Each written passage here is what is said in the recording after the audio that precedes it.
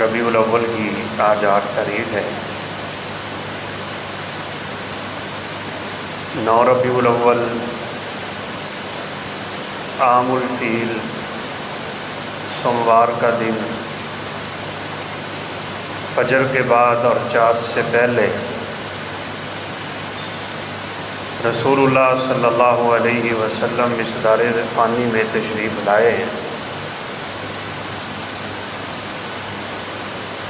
آپ صلی اللہ علیہ وسلم کی آمد اس دنیا میں اس وقت ہوئی ہے جب پورے کا پورا معاشرہ برائیوں میں گھیرا ہوا ہے۔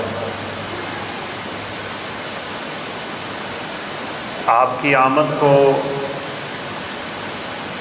اللہ رب العزت نے بطور احسان کے ذکر کیا ہے۔ لَقَدْ مَنَّ اللَّهُ عَلَى الْمُؤْمِنِينَ إِذْ بَعَثَ فِيهِمْ رَسُولًا، کہ اللہ رب العزت نے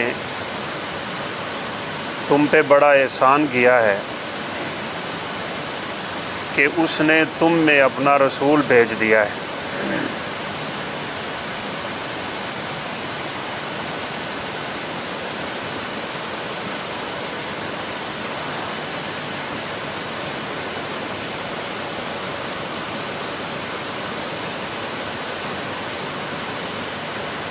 اللہ رب العزت کی نعمتیں ہم پہ بڑی ہیں،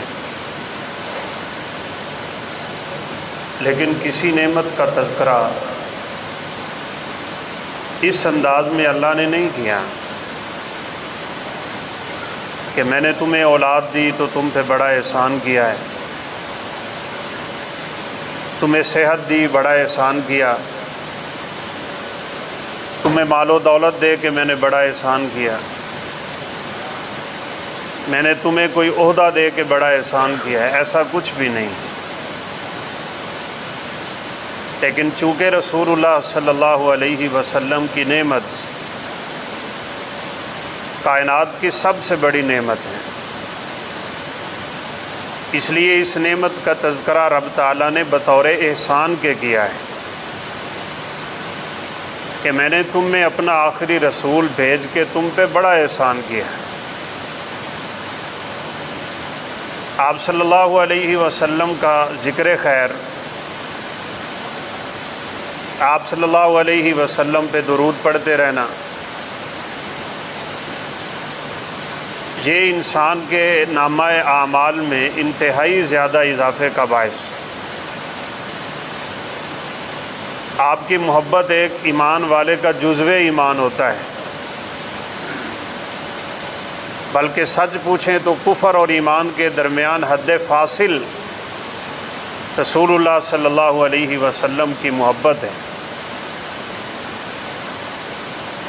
آپ نے اس بگڑے ہوئے معاشرے کی اصلاح جن خطوط پہ چل کے کی ہے، ہمیں ان پہ چلنے کی ضرورت ہے۔ 2 مشن تھے رسول اللہ صلی اللہ علیہ وسلم کے، ایک تبلیغ دین اور دوسرا تبیین دین۔ تبلیغ دین کا مطلب ہے دین کو لوگوں تک پہنچانا، اور تبیین دین کا مطلب ہے لوگوں کو دین سمجھانا، صرف بات پہنچانا نہیں، اس کو سمجھانا بھی رسول اللہ صلی اللہ علیہ وسلم کی ذمہ داری۔ پہنچایا آپ نے کیسے؟ یا ایھا الرسول بلغ ما انزل الیک من ربک، اے میرے رسول، جو رب تعالیٰ نے آپ پہ وحی کی ہے آپ اس وحی کی تبلیغ کیجئے، وہ پہنچا دیجئے۔ آپ اندازہ کر لیں، نوح علیہ السلام 950 سال دین کی تبلیغ کرتے رہے، اور ان کی تبلیغ کا تذکرہ ہمارے قرآن میں بھی ہے۔ انی دعوت قومی لیلا و نہارا، اے اللہ میں نے اپنی قوم کو دن رات پکارا ہے، لیکن وَإِنِّي كُلَّمَا دَعَوْتُهُمْ جَعَلُوا أَصَابِعَهُمْ فِي آذَانِهِمْ، میں جب انہیں دین کی دعوت دیتا ہوں یہ کانوں میں انگلیاں ڈال لیتے ہیں۔ 950 سال کی تبلیغ، قیامت کے دن اللہ نوح علیہ السلام سے پوچھیں گے تو نے میرا دین پہنچایا تھا؟ تو نوح علیہ السلام فرمائیں گے ہاں اللہ میں نے تیرا دین دنیا پہ پہنچایا ہے۔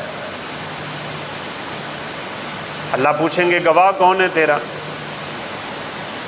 یا اللہ میری قوم میری گواہ ہے۔ اللہ رب العزت قوم کو بلائیں گے، قوم اتنی بدبخت ہے وہ انکار کر دیں گے نوح نے تیرا دین پہنچایا ہی نہیں۔ نوح تیری قوم تو انکار کر چکی، اب بتا تیرا کون اس دنیا میں اور آخرت میں گواہ ہے؟ قربان جائیں ان بچوں کے جن کے سینوں میں قرآن ہوگا۔ یا اللہ میری امت اگر میرا انکار کر چکی ہے تو دنیا میں میرے گواہ اور بھی ہیں۔ اللہ پوچھیں گے وہ تیرے گواہ کون ہیں؟ تو نوح علیہ السلام فرمائیں گے امت محمدیہ میری گواہ ہے، اور وہی گواہی دیں گے جو سورہ نوح جن کو آتی ہوگی، یاد ہوگی، پڑھی ہوگی، سمجھی ہوگی۔ قوم نوح کو انکار کر چکی امت محمدیہ کیسے تیری گواہ بن رہی ہے؟ حفاظ اٹھ کے آیت پڑھیں گے، پوری سورہ نوح اللہ نے نازل کی، تذکرہ ہے 950 سال کی تبلیغ کا، لیکن رسول اللہ صلی اللہ علیہ وسلم کے جان نثاروں کا حال دیکھ لیں۔ آپ نے یہ کام دنیا میں ہی کر لیں۔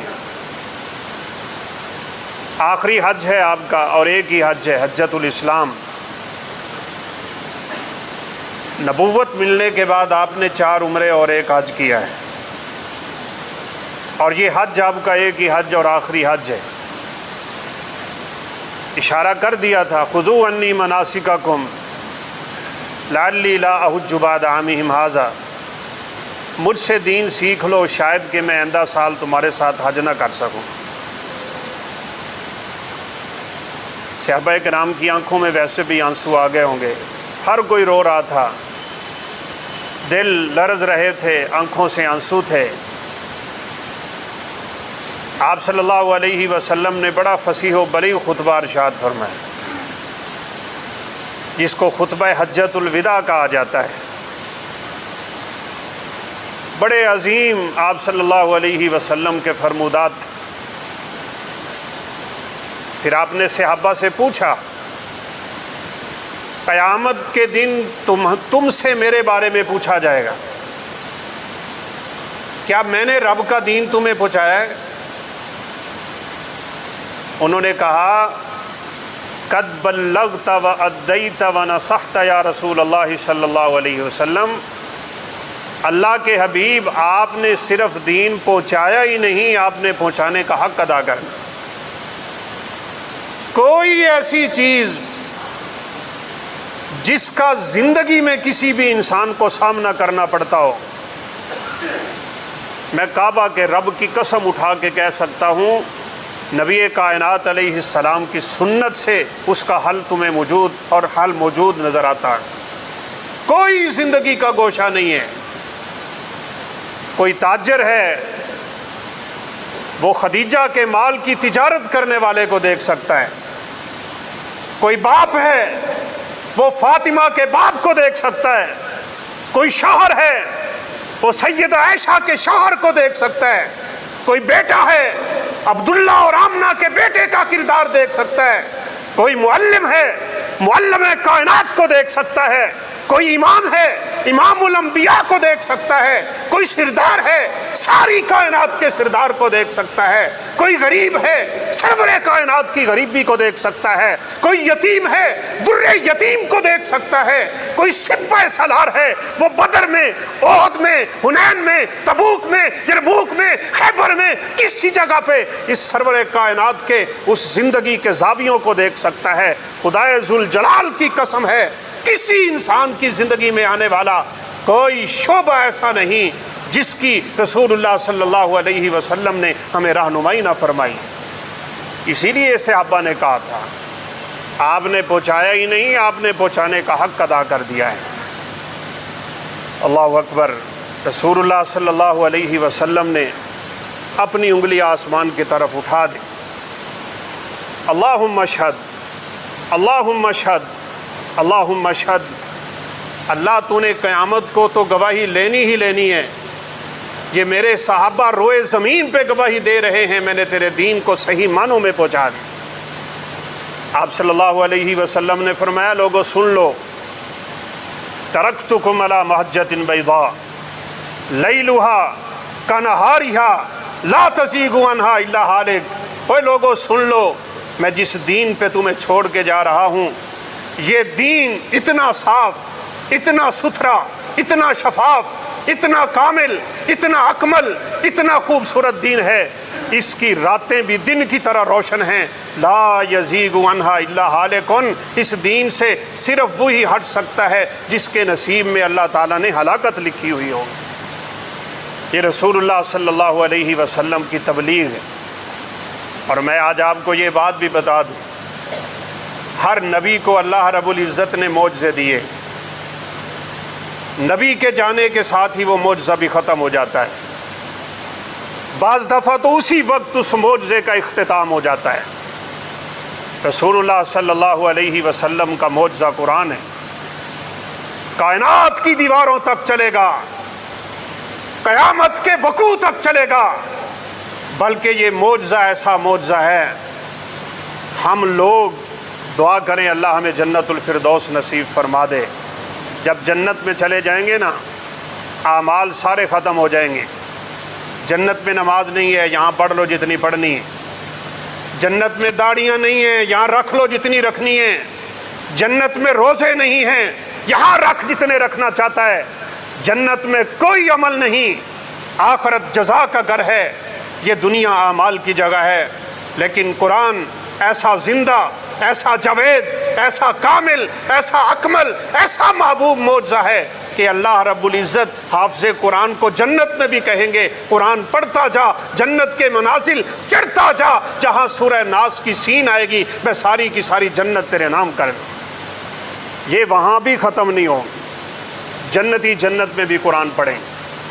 رسول اللہ صلی اللہ علیہ وسلم کا گزر ہوا، جب معراج کی رات آپ نے جنت کو دیکھا، جہنم کو دیکھا۔ ایک جگہ سے آپ گزرے، آپ صلی اللہ علیہ وسلم کو اپنے ایک صحابی کے قرآن پڑھنے کی آواز آ رہی ہے۔ آپ صلی اللہ علیہ وسلم نے فرمایا یہ میرا صحابی حارثہ بن نعمان ہے، یہ حارثہ کے قرآن پڑھنے کی آواز ہے۔ اور ساتھ ہی آپ نے فرمایا کذالک البر، کذالک البر، کذالک البر۔ حارثہ میں تیری شان پہ قربان، تو ماں کا فرما بردار تھا، تیری والدہ سے بڑی محبت تھی، تو اپنی والدہ کی بڑی خدمت کیا کرتا تھا۔ اللہ نے تیرا یہ عمل اس قدر قبول کیا ہے کہ آج جنت پہ بیٹھ کے مزے سے تو رب کے قرآن کی تلاوت کر رہا ہے۔ یہ قرآن ہے کیا؟ یہ اللہ کا کلام ہے۔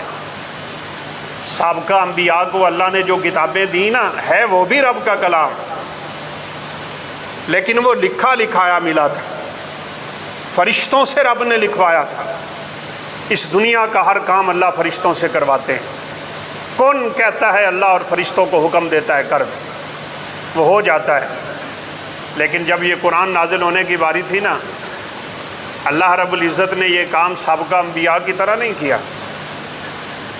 قرآن کے نازل ہونے سے پہلے اللہ رب العزت کے پیغام جب آسمان دنیا والے فرشتے دنیا والوں کو پیغام پہنچا رہے ہوتے تھے نا، تو وہاں جن ایک دوسرے کے اوپر چڑھ کے کچھ غیب کی خبریں سن لیا کرتے تھے۔ یسترقون السمع، کان لگاتے، لیکن جب قرآن نازل ہونے لگا تو اللہ رب العزت نے شہاب ثاقب کا بندوبست کر لیا۔ جب بھی اللہ رب العزت کی زبان اطہر سے کوئی چیز نکلنے لگتی ہے، مسند احمد کی روایت ہے، سلسلہ کی آواز، جیسے کوئی چیز زمین پہ آپ گراتے ہیں، اس کی کڑیاں ہوتی ہیں، سنگلی، یہ آواز پیدا ہوتی ہے، آسمان کی ساری مخلوقیں بے ہوش ہو جاتی ہیں۔ ہم تو کہا کرتے ہیں کبھی اپنے رب کی عزت کو، عظمت کو، ہیبت کو، طاقت کو، اس کی قہاریت کو، اس کی جباریت کو پہچانو تو صحیح۔ جس رب کا کلام سننے کی کسی میں طاقت نہ ہو، ساری مخلوقیں اللہ کی بات کرنے سے پہلے بے ہوش ہو جاتی ہوں، وہ اللہ جب لوگوں کو پکڑ پکڑ کے عذاب میں پھینکے گا، اس وقت رب کے غصے کا عالم کیا ہو۔ ہر مخلوق بے ہوش، سب سے پہلے جبریل امین کو ہوش آتی، جبریل اللہ سے پوچھتے ہیں۔ جبریل اللہ رب العزت کا پیغام رساں فرشتہ ہے، فرشتوں کا سردار ہے، اور روح اس کو کہا جاتا ہے۔ جبریل کو اللہ پیغام سناتے ہیں، پھر جبریل کے پیغام سننے کے بعد فرشتے ہوش میں آنا شروع ہو جاتے ہیں۔ پھر جس کی ڈیوٹی ہوتی ہے وہ پوچھتا ہے ماذا قال ربکم، تمہارے رب کا آج کا پیغام کیا ہے؟ قال الحق، حق کا پیغام پہنچتا ہے، وہ اگلے فرشتوں کو، وہ اگلے کو، یوں دنیا تک یہ پیغام آتا ہے، اور دنیا والے فرشتے اس دنیا میں نافذ کر دیتے ہیں۔ لیکن جب قرآن نازل ہونے لگا، اللہ رب العزت نے جبریل کو پڑھ کے سنایا تھا یہ کلام۔ خدا کی قسم، وہ زبانیں بڑی پاکیزہ ہوتی ہیں، وہ دل بڑے پاک ہوتے ہیں، وہ ذہن بڑے صاف ہوتے ہیں، وہ لوگ بڑے برگزیدہ ہوتے ہیں جو اللہ رب العزت کے کلام کو اپنے سینوں میں محفوظ کر کے دن رات اس قرآن کی اپنی زبان سے تلاوت کر رہے ہوتے ہیں۔ رسول اللہ صلی اللہ علیہ وسلم نے فرمایا یہ قرآن تو فرشتوں کی غذا بنا ہوا ہے۔ جب حافظ قرآن اس قرآن کو پڑھتا ہے نا تو حدیث مبارکہ میں ہے اللہ کے نورانی فرشتے اس کے منہ کے اوپر آگے اپنا منہ رکھ دیتے ہیں، اور یہ قرآن ان کی روح میں اتر کے ان کی غذا بن رہا ہوتا ہے۔ یہ قرآن نازل ہونے لگا، جبریل کو اللہ نے سنایا ہے، اور کسی نے نہیں سنا۔ کوئی نہیں فرشتہ جو اللہ رب العزت کے اس کلام کو سن سکتا۔ جبریل کو سنا کے اللہ نے فرمایا جبریل اب یہ قرآن تو نے دنیا میں اس بندے کے دل پہ نازل کرنا ہے جس کا دل کائنات میں سب سے متقی، سب سے پاک، سب سے اطہر، سب سے پاکیزہ تزکیہ نفس جس کا کمال درجے پہ ہوا ہو۔ ساری دنیا کے لوگوں کے دل دیکھ، جہاں تجھے نظر آئے کہ یہ قرآن یہاں رکھنا چاہیے، یہ قرآن تو نے وہاں جا کے اتارنا ہے۔ سیدنا عبداللہ بن مسعود رضی اللہ عنہ فرماتے ہیں اللہ رب العزت کے اس پاکیزہ فرشتے نے اور اللہ رب العزت کے حکم سے ساری کائنات کے لوگوں کے دل دیکھے۔ محمد عربی صلی اللہ علیہ وسلم کا دل کائنات کا سب سے پاک دل تھا۔ اللہ رب العزت نے اپنے قرآن کو وہاں نازل فرمایا۔ جب جبریل آ رہے ہیں، آسمان دنیا پہ پہنچے نا تو جبریل کے دائیں بائیں آگ برس رہی ہے تاکہ جن اوپر نہ جا سکیں، کوئی بات نہ سن سکیں، جبریل کے قریب نہ آ سکیں۔ حالانکہ جبریل کی قوت کا تذکرہ تو قرآن میں بھی ہے، ذو القوۃ المتین، بڑی طاقت والا، بڑی ہیبت والا، بڑی قوت والا، بڑی جلالت والا، فرشتوں کا سردار، 600 پر ہیں، ڈھانپا ہوا ہے اس نے۔ اللہ کے حبیب نے 2 دفعہ دیکھا ہے جبریل امین علیہ السلام کو اصل شکل میں۔ ایک جب غار حرا میں بیٹھے تھے تب رسول اللہ صلی اللہ علیہ وسلم پہ جبریل اصل شکل میں آ گئے تھے، دوسرا جب معراج کی رات لے کے جانے لگے تب اصل شکل میں آ گئے تھے۔ اس آسمان کو، اس پورے افق کو جبریل کے صرف 2 پروں نے گھیر رکھا تھا۔ ایک کھولتے مشرق کو پہنچتا ہے، دوسرا کھولتے ہیں تو مغرب کو پہنچتا ہے۔ اتنی طاقت کے باوجود جبریل امین کے ساتھ شہاب ثاقب برس رہے ہیں تاکہ یہ قرآن پوری حفاظت کے ساتھ رسول اللہ صلی اللہ علیہ وسلم کے قلب اطہر پہ نازل ہو جائیں۔ کتنی دیر لگی؟ 22 سال 9 مہینے 9 دن جبریل اللہ کے حبیب کے دل پہ قرآن نازل کرتے رہے۔ 22 سال 9 مہینے اور 9 دنوں میں قرآن مکمل ہوا ہے۔ آج یہ بات ذرا غور سے سن کے اٹھیے گا، قرآن رمضان کے آخر میں مکمل ہوا۔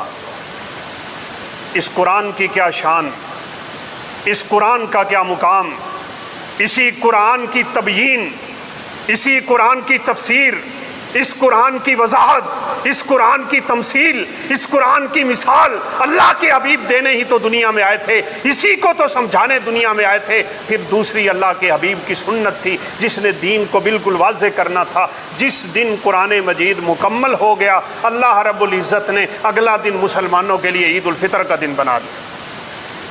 2 دن خوشی کے ہیں، تیسری کوئی عید نہیں اسلام میں۔ کاش ہمیں یہ باتیں سمجھ آ جائیں۔ ایک عید تب قرآن نے دی جب قرآن مکمل ہوا تھا، دوسری عید تب ملی تھی جب اللہ کے حبیب پہ دین مکمل ہوا تھا۔ عرفہ کا دن ہے، 9 ذوالحجہ کا دن، جبریل امین آ گئے، آیت کریمہ اتر آئی، الیوم اکملت لکم دینکم واتممت علیکم نعمتی ورضیت لکم الاسلام دینا۔ اللہ کے حبیب آج دین مکمل ہو گیا، دین اسلام اللہ نے اپنے لیے محبوب دین چن لیا ہے۔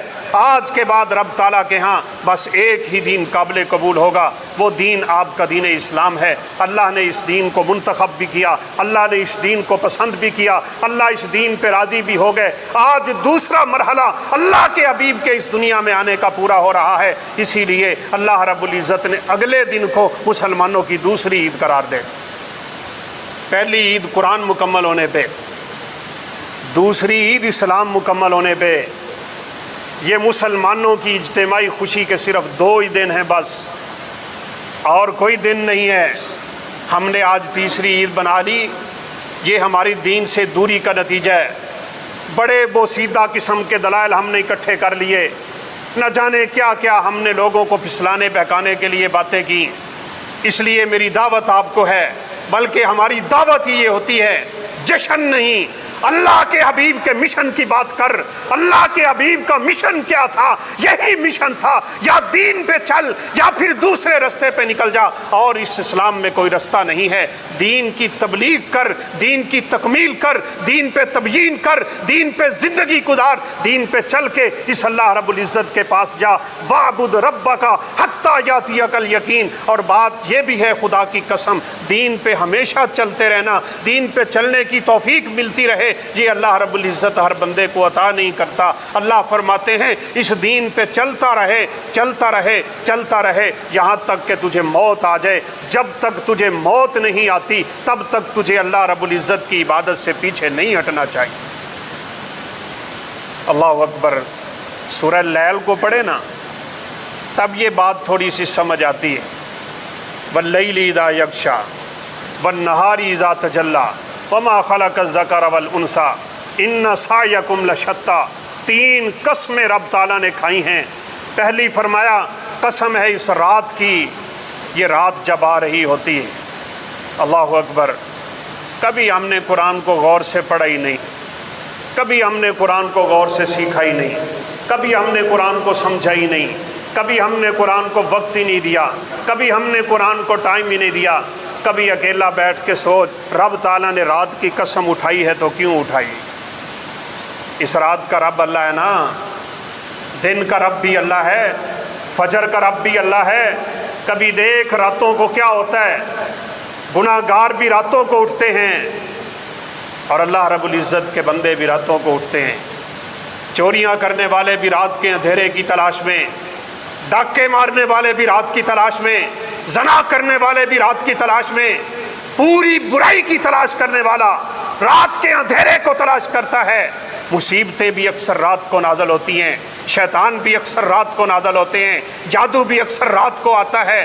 اس دنیا میں آفتیں عمومی طور پہ رات کو نازل ہوتی ہیں۔ پچھلی قوموں پہ عذاب بھی اکثر رات کو آئے تھے، اسی لیے تو اللہ کہتے ہیں جب تم رات کو سونے لگتے ہو تمہیں رب کا ڈر نہیں آتا۔ ایسے نہ ہو کہ رات کے وقت ہی اللہ تم پہ عذاب نازل کر دے اور پھر اللہ کے عذابوں سے تجھے بچانے والا کوئی نہ ہو۔ یہ سانپ، یہ بچھو، یہ کیڑے، یہ مکوڑے، یہ حشرات الارض، یہ تکلیف دینے والی چیزیں یہ رات کو ہی تو نکلتی ہیں۔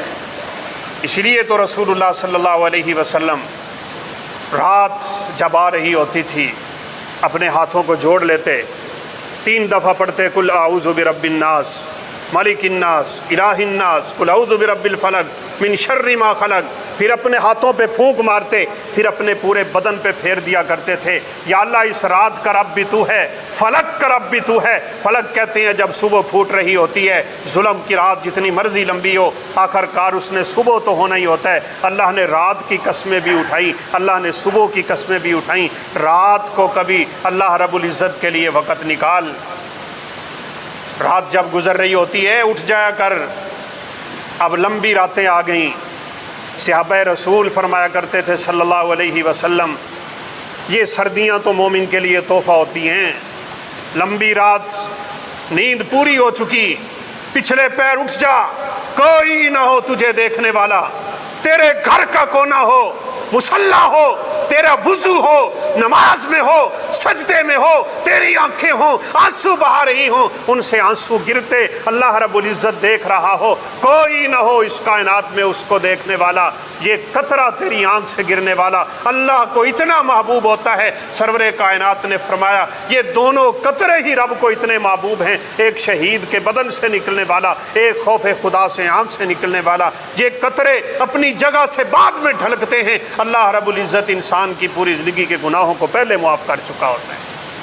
3 قسمیں اٹھائیں، وما خلق الذکر والانثی، مذکر مؤنث سب کی قسمیں، ان سعیکم لشتی، تمہاری کوششیں بڑی مختلف ہیں، کوئی دنیا کی کوشش میں لگا ہوا ہے، کوئی آخرت کی کوشش میں لگا ہوا ہے۔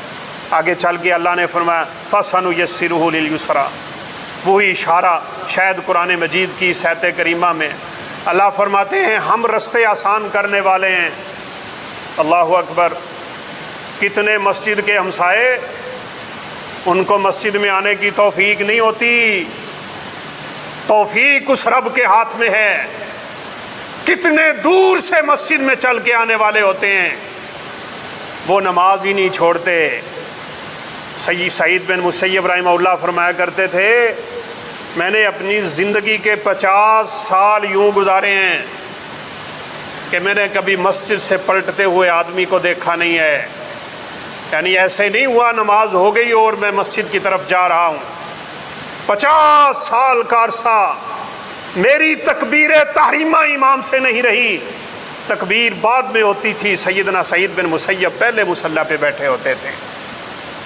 کتنے امیر لوگ ہیں جن کو صدقے کی توفیق کوئی نہیں، عمرے کی توفیق نہیں ہے، حج کی توفیق نہیں ہے، صدقے کی توفیق نہیں ہے، خیرات کی توفیق نہیں ہے، کسی یتیم کا، کسی بیوہ کا، کسی بے سہارا کا، کسی لٹے پٹے کا، کسی بیمار کا علاج کروانے کی ان میں کوئی توفیق نہیں ہے۔ یہ توفیقیں اللہ رب العزت ہمیں عطا کرتا ہے، اسی سے مانگتا رہے۔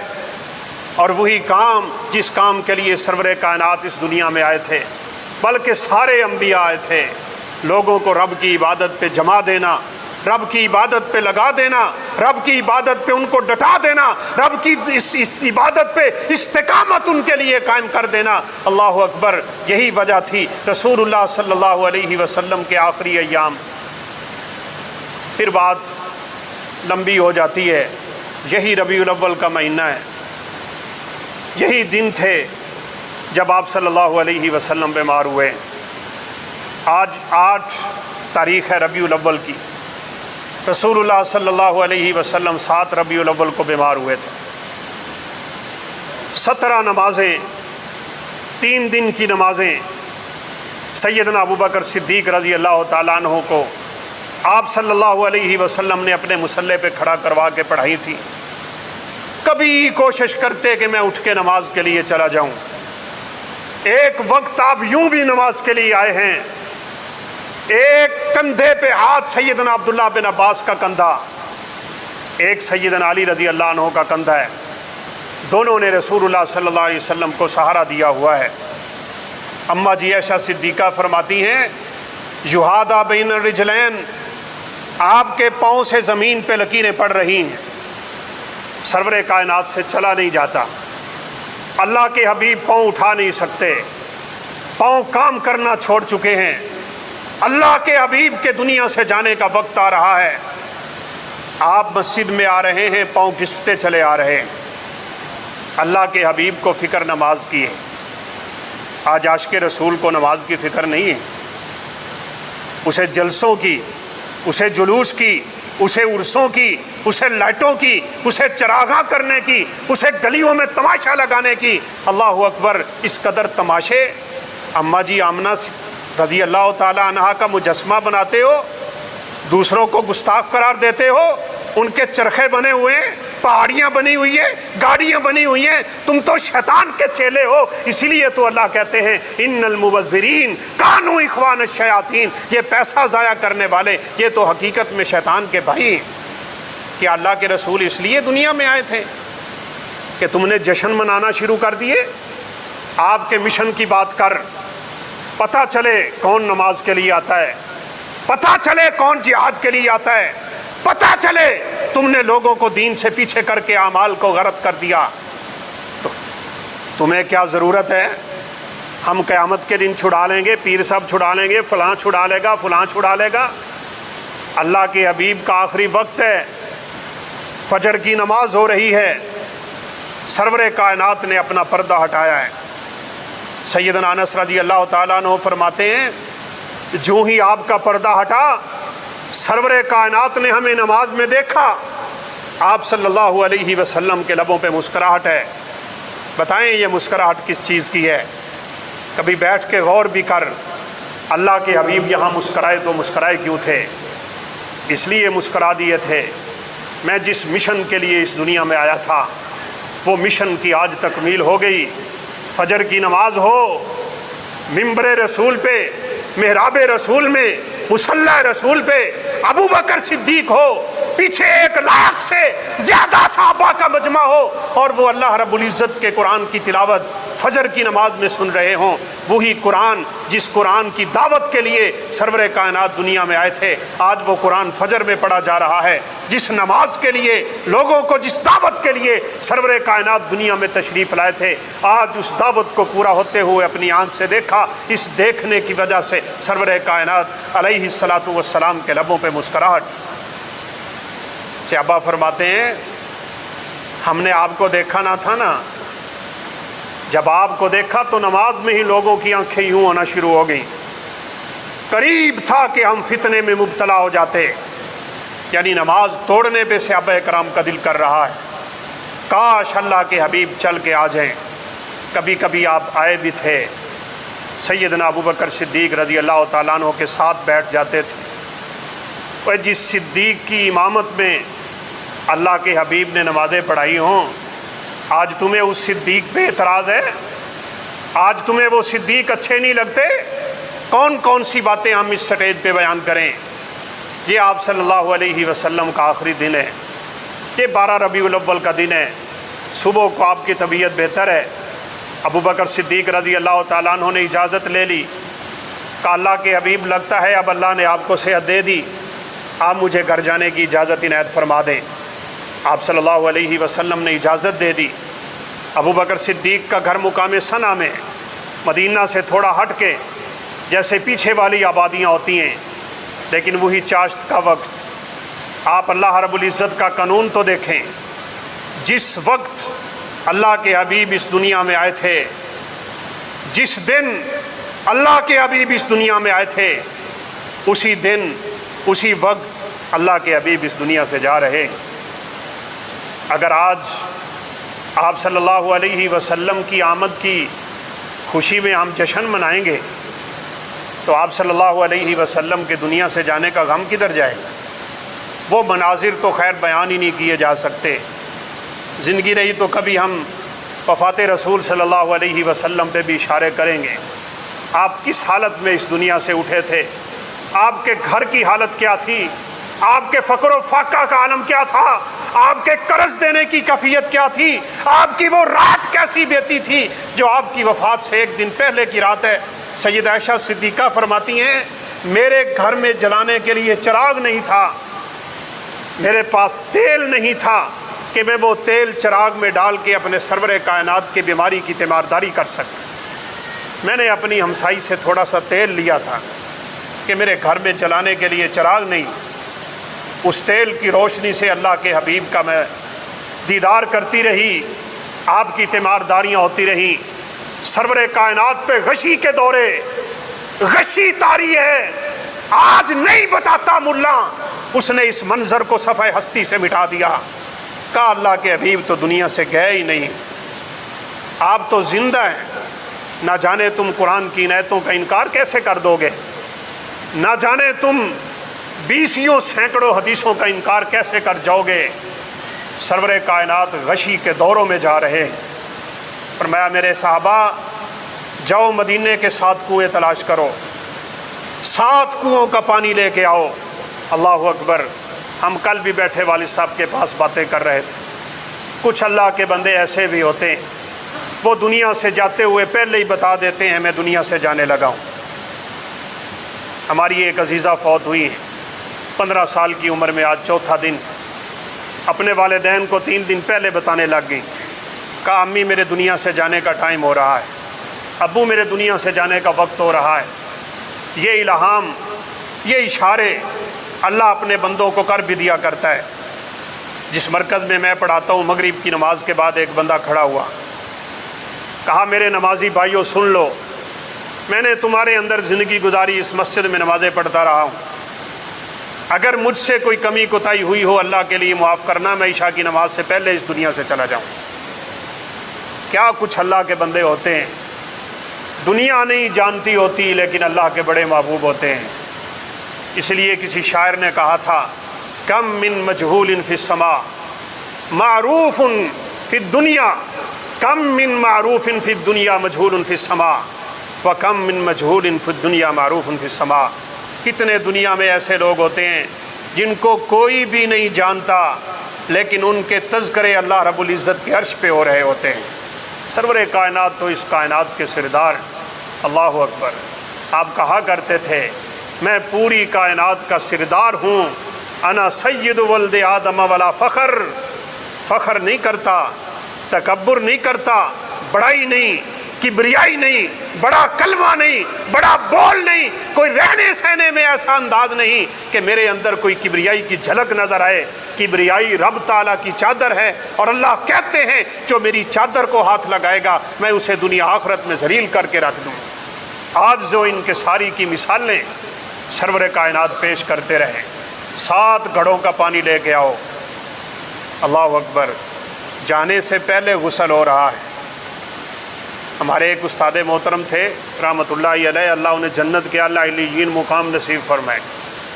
وہ بچوں کے ساتھ بڑا تعاون کرتے تھے، غریبوں کے ساتھ بڑا تعاون کرتے تھے، بڑی صدقہ و خیرات کی اللہ تعالیٰ نے انہیں توفیق دے رکھی تھی۔ اپنی وفات سے 4 دن پہلے ایک استاد محترم کو بلا کے 10,000 روپیہ دے دی، کہا بیٹا سن، میرے دنیا سے جانے کا وقت قریب ہے، میں نے آج تک کسی کا قرضہ نہیں دینا، میں نے آج تک کسی کا احسان اپنے اوپر نہیں لیا، کوشش کی ہے جس نے احسان کیا ہو میں نے بدلہ دے دیا ہو، میں نہیں چاہتا میرے کفن کے پیسے کوئی ادا کرے اور میں اس کا احسان لے کے اس دنیا سے اٹھ جاؤں، بیٹا یہ میرے کفن دفن کا انتظام اس 10,000 سے کر دینا۔ کتنے خالص لوگ ہیں اللہ رب العزت کے، خدا کی قسم دنیا ان کو نہیں جانتی ہوتی۔ صحیح بخاری میں ایک حدیث ملتی ہے، وقت ختم ہو رہا ہے، ایک بچہ شیر خوار ماں کی چھاتی سے منہ لگا کے دودھ پی رہا ہے، ایک شخص گزرا اتنی شان و شوکت والا، اس کے حواری، اس کے مشیر، اس کے وزیر، اس کے چمچے، باڈی گارڈ ادھر ادھر گھومتے ہوئے نظر آ رہے تھے۔ ماں کی زبان سے نکل گیا یا اللہ میرے بچے کو موت نہ آئے جب تک اس کو بھی تو اس طرح کی شان و شوکت عطا نہ کر۔ یہ 4تھا بچہ ہے جو ماں کی گود میں بولا ہے۔ اس نے ماں کی چھاتی سے منہ ہٹا دیا اور کہا یا اللہ مجھے اس بندے کی طرح کبھی نہ کرنا حتیٰ کہ میں اس دنیا سے اٹھ جاؤں۔ رب کا باغی ہوگا نا، نافرمان ہوگا، اللہ اپنے باغیوں اور سرکشوں کو بعض دفعہ مال زیادہ دے دیتا ہے۔ وہیں بیٹھے بیٹھے ایک دوسرے بندے کا گزر ہوا، ماں وہیں پہ بیٹھی ہے، اس کے گلے میں زنجیریں، اس کو توق پہنائے ہوئے، پاؤں بندھے ہوئے، ہاتھ بندھے ہوئے، کسی جانور کے پیچھے باندھ کے اسے گھسیٹا جا رہا ہے، اس کی حالت دیکھی ہی نہیں جا رہی، اور ماں کی زبان سے نکل گیا یا اللہ میرے بچے کو موت نہ آئے کہ اس کو اس طرح کی حالت دیکھنی پڑے، زندگی بھر کبھی اس کو اس طرح کا سامنا نہ کرنا پڑے۔ بچے نے پھر ماں کی چھاتی سے منہ ہٹا دیا اور کہا یا اللہ مجھے بالکل اس بندے جیسا کر دے جس طرح اس بندے کے ساتھ معاملہ ہو رہا ہے. یہ اللہ کا برگزیدہ ہوگا نا, اسے دنیا میں کوئی نہیں جانتا لیکن اللہ رب العزت کا بڑا محبوب ہے. دعا کریں اللہ ہمیں آخرت کا بندہ بننے کی توفیق نصیب فرما دیں. دنیا اللہ دے دے اس کی مرضی, بڑی خوشی کی بات ہے, لیکن اس کے لیے خوشی کی بات ہے جسے صدقے کی توفیق ملی ہوئی ہو, جسے عمرہ و حج کی توفیق ملی ہوئی ہو, کسی یتیم کو پالنے کی توفیق ملی ہوئی ہو, وگرنہ یہ مال تو وبال جان ہے. بہرحال رسول اللہ صلی اللہ علیہ وسلم یوں اس دنیا سے اٹھے ہیں. آپ نے ایک یہودی سے گندم لی ہوئی ہے اپنے گھر کا سرکٹ چلانے کے لیے, اور آپ صلی اللہ علیہ وسلم کے پاس پیسے نہیں تھے اس کو دینے کے لیے. آپ نے اپنی جنگ کی زرہ اس کے پاس گروی رکھی ہوئی تھی, وہ بعد میں سے ابا نے پیسے دے کے وہ زرہ وہاں سے اٹھائی ہے. بے سر و سامان اس دنیا سے اٹھے ہیں. 7 مشکیدوں کا پانی کیوں منگوایا؟ اللہ اکبر, تاکہ میں اپنی زندگی میں اچھی طرح غسل کر لوں. غسل تو بعد میں بھی ہوگا, لیکن جو تسلی کا غسل میں خود کروں گا شاید وہ بعد والے نہ دے پائیں گے. کہا ان 7 مشکیدوں کا پانی یوں لے کے آنا ہے کہ کسی انسان کا اس پانی کو ہاتھ نہ لگاؤ. صحابہ کرام نے پانی بھر کے آپ کو دیا. وہ 7 کے 7 مشکیدوں سے اللہ کے حبیب نے غسل کیا ہے, پھر اس دنیا سے اٹھ گئے. واقعہ بڑا رکت آمیز ہے, بہرحال وقت ختم ہو رہا ہے. جب آپ اس دنیا سے اٹھے نا, صحابہ کو سمجھ ہی نہیں آ رہی. یہ 12 ربیع الاول کا دن ہے جس دن خوشیاں ہوں گی, جس دن دیگیں تقسیم ہوں گی, حلوے چلیں گے, زردے چلیں گے, ڈھول بجے گا, تماشے ہوں گے, ناچ گانا ہوگا. نہ جانے اس امت نے دین کا بیڑا کیسے غرق کر دیا. اللہ کے حبیب کے جانے کی حالت دیکھ لیں. صحابہ کرام مسجد میں جمع ہو گئے, سمجھ ہی نہیں آ رہی کیا کریں, یقین ہی نہیں آ رہا. آپ اس دنیا سے اٹھ گئے. امیر المومنین عمر فاروق رضی اللہ عنہ جیسے جلیل القدر تلوار کو نیام سے باہر نکال لیا. کہا جس شخص کی زبان پہ اللہ کے پیغمبر کی وفات کا تذکرہ آ گیا میں اس کی گردن اڑا دوں. حواس باختہ ہیں میرے صحابہ کے. اماں جی فاطمہ الزہرا جگر گوشہ رسول فاطمہ بطول 6 مہینے سرور کائنات کی وفات کے بعد زندہ رہی. صحابہ کہتے ہیں ہم نے 6 مہینے اماں فاطمہ کے چہرے پہ مسکراہٹ نہیں دیکھی. تمہیں خوشیوں کی پڑی ہوئی ہے. وہ کہا کرتی تھی او لوگو, میرے باپ کی وفات کا غم اگر دن کے اوپر ڈال دو گے یہ دن بھی راتیں بن کے اندھیرا بن جائیں گی. تمہیں جرت کیسے ہوئی, تمہیں توفیق کیسے ہوئی, تمہارے اندر حوصلہ کیسے ہو گیا, تم نے میرے باپ کو مٹی میں دفن کر دیا. اور کہا کرتی تھی ابا تیرے جانے کا غم اپنی جگہ, لیکن آج سے ایک اور غم بھی ہے کہ جبریل اب دنیا میں وحی لے کے کس پہ نازل ہو. بلال حبشی مدینہ چھوڑ گئے, اذان پڑھتے اشہد ان محمد رسول اللہ, آنکھوں میں آنسو یوں ٹپک ٹپک کے گرتے تھے کہ بعض دفعہ تو بلال بے ہوش ہو کے اذان پوری نہ کر سکتے تھے. اسی غم سے مدینہ چھوڑ گئے. کہا ایک دور تھا میں جب اشہد ان محمد رسول اللہ پڑھتا تو سامنے اللہ کے حبیب بیٹھے ہوتے تھے, میری نظر آپ کے چہرہ انور پہ ہوتی تھی. آج یہ کلمے پڑھتا ہوں تو اللہ کے حبیب کا چہرہ نظر نہیں آتا. او شام میں جا کے بسیرا کر لیا. ایک وقت کے بعد آئے تھے مدینہ میں, جب غم کچھ ہلکا ہوا ہوگا آ کے پوچھا فاطمہ کا کیا حال ہے. لوگوں نے کہا فاطمہ بھی دنیا سے چلی. زور و قطار روتے رہے. کہا حسن و حسین کا کیا حال ہے. کہا خیریت سے. ماں کے جانے کا غم ان کو بھی صدمے میں لیے ہوئے ہیں. اللہ کے حبیب کے جانے کے بعد 6 مہینے ہی تو گزرے, اماں جی فاطمہ بھی دنیا سے اٹھی. آپ نے کہہ بھی دیا تھا فاطمہ میرے رشتہ داروں میں سب سے پہلے تو میرے پاس جنت میں آ جائے. بڑے سیدنا علی کے گھر حسن کو اس اپنی ران پہ بٹھایا ہوا ہے, حسین کو اپنی اس ران پہ بٹھایا ہوا ہے. لوگوں نے منتیں کی تھی بلال اذان دے دو. بلال نے کہا جرت نہیں اذان کہنے کی, نہیں کہہ پاؤں گا. لوگوں نے موقع سے فائدہ اٹھا لیا. کہا حسن اپنے چچا کو کہو آج اذان سنا دیں۔ حسن نے کہا تو بلال موڑ نہ سکے یہ بات۔ لکھا ہے تاریخ دانوں نے، بلال کی اذان کی آواز جب مدینہ میں بلند ہوئی تھی، مدینہ میں کوہرام مچ گیا تھا، سرور کائنات کی یادیں تازہ ہو گئی تھی، اور وہی ہوا بلال شہادتین پہ پہنچ کے اپنی حالت برقرار نہ رکھ سکے۔